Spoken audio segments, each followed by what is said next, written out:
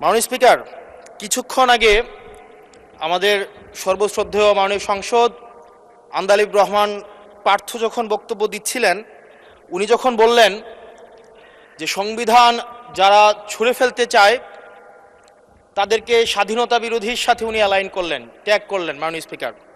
এবং তখন ট্রেজারি বেঞ্চের সম্মানিত মাননীয় মন্ত্রী যারা ছিলেন তারা সেটাকে টেবিল চাপড়িয়ে সেটাকে সমর্থন দিলেন।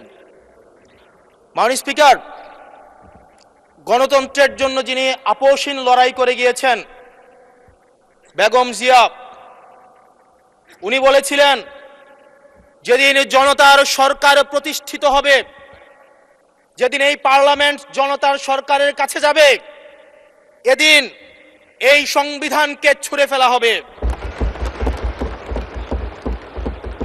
ট্রেজারি বেঞ্চের যে মন্ত্রীরা ছিলেন তারা দীর্ঘদিন, তাদের সারা জীবন তারা বেগম জিয়ার সাথে রাজনীতি করেছেন। এই সংবিধান ছুঁড়ে ফেলার সাথে স্বাধীনতা যুদ্ধাপরাধীর অ্যালাইন করার যেটার হাততালি তারা দিয়েছেন, সেটির মধ্য দিয়ে বেগম জিয়াকে তারা মূলত অপমান করেছেন কিনা তারা সেটা ভেবে দেখবেন। মাননীয় স্পিকার, আমি বক্তব্য দেওয়ার জন্য অনেক কিছু রেডি করে নিয়ে এসেছিলাম। আমরা আইনমন্ত্রী বলেছেন রুশু পড়ার জন্য, তারপরে হবস পড়ার জন্য, মদিনা সনদ পড়ার জন্য পড়েছিলাম, কিন্তু আন্দালিব রহমান পার্থ সাহেব যে বক্তব্য দিয়েছেন, আমরা ক্লাস 8-9-এ যে ডিবেট করতাম সেটি রিভার্টাল দিলে 20 মিনিট সময় লাগবে। মাননীয় স্পিকার, আমি ওনার বক্তব্যের রিভার্টাল দিচ্ছি।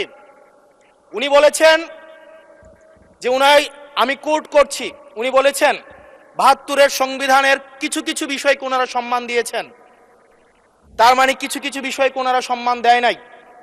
তার মানে এই অভ্যুত্থানের পরে এই সংবিধানের কিছু অংশ ওনারা মেনেছেন, কিছু অংশ ওনারা মানেন নাই। ওনারা কেবল ওই অংশটাই মেনেছেন যে অংশটা ওনাদের পক্ষে গিয়েছে, যে অংশটা ওনাদের বিপক্ষে গিয়েছে এই অংশটা ওনারা মানেন নাই। মাননীয় স্পিকার, এই ধরনের প্রকৃতি সম্পন্ন যারা আছে বাংলাদেশের পার্লামেন্ট যারা দেখছেন তারা সিদ্ধান্ত নেবেন, যারা কখনো কখনো কনফরমিস্ট, যারা কখনো কখনো রিফর্মিস্ট, তারা মূলত অপরচুনিস্ট। এখন আমি সংবিধানের কিছু কিছু ধারা মানব, কিছু কিছু ধারা মানব না। আমি কখনো কখনো সাংবিধানিক, কখনো কখনো আমি অসাংবিধানিক।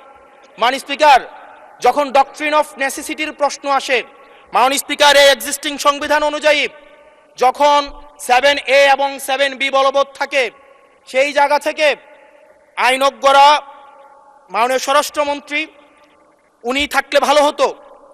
ডক্ট্রিন অফ নেসেসিটি মাননীয় স্পিকার 48-এর 3 অনুযায়ী রাষ্ট্রপতি সুপ্রিম কোর্টের মাধ্যমে একটা এই 106-এর অ্যাডভাইজরি একটা রুল আছে মাননীয় স্পিকার। এই অ্যাডভাইজরি রুলের মাধ্যমে সংবিধানের ফান্ডামেন্টাল কোনো বিষয় কম্প্রোমাইজ করা যায় না। মাননীয় স্পিকার, যদি আমি এই সংবিধান মানি তাহলে এই অন্তর্বর্তীকালীন সরকারের বৈধতা প্রশ্নবিদ্ধ হয়। মাননীয় স্পিকার, মাননীয় স্পিকার, যদি এই সংবিধানকে আমি ধারণ করতে চাই, মেনে চলতে চাই, সেদিন 64 বিধি অনুযায়ী অ্যাটর্নি জেনারেল নিয়োগ দেওয়া হয়েছিল 6 আগস্ট। মাননীয় স্পিকার, এই সংসদে প্রশ্ন রাখতে চাই, তৎকালীন বর্তমান রাষ্ট্রপতি চুপ্পু, তখন বলা হয়েছে অ্যাটর্নি জেনারেল নিয়োগ দেওয়ার ক্ষেত্রে প্রধানমন্ত্রীর সাথে আলোচনা করতে হবে। সেদিন কোন প্রধানমন্ত্রীর সাথে আলোচনা করা হয়েছিল সেটা আমাদেরকে অ্যাটর্নি জেনারেল জানাবেন, আমাদেরকে অ্যাটর্নি জেনারেল